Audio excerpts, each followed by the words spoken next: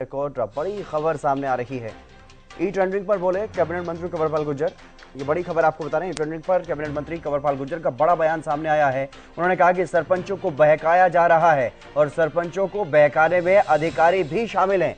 ये बड़ी बात कही है कंवरपाल गुर्जर ने। नई नीति के तहत सरपंच नहीं बल्कि अधिकारी और ठेकेदारों की जांच होगी, जिसलिए ठेकेदार और जो अधिकारी हैं वो सरपंचों को भड़काने का काम कर रहे हैं। ये बड़ी खबर आपको बता रहे हैं। कैबिनेट मंत्री कंवरपाल गुर्जर का ई टेंडरिंग पर यह बड़ा बयान सामने आया।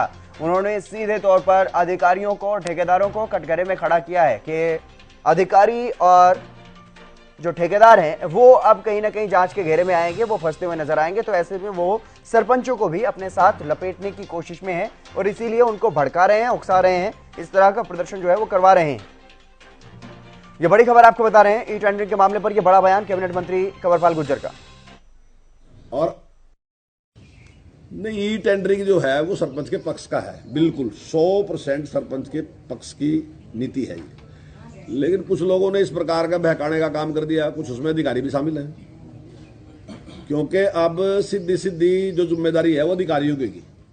तो ऐसे में अधिकारी भी चाहते हैं कि पहले तो जो कुछ था तो जिम्मेदारी सीधी सरपंच की थी, लेकिन सरपंच को टेक्निकल एक्सपर्ट थोड़ी है, सरपंच तो लोगों ने बना दिया। अब जो आदमी टेक्निकल एक्सपर्ट नहीं है उसके ऊपर अगर आप सारी जिम्मेदारी लगाओगे तो गलत है उसके साथ। ठीक है, उसने डेवलपमेंट का काम किया, लेकिन काम कराने की जिम्मेदारी किसकी थी? जेई की थी, तो उन्हें देखना था।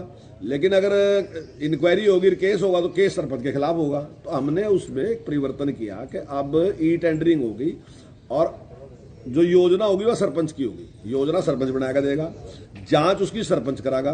अगर वो ठीक नॉर्म उसके नहीं है, पूरा नहीं करता, तो सरपंच को रोक सकता है, उसके खिलाफ कार्रवाई कर सकता है। ये सारे अधिकार सरपंच के रहेंगे।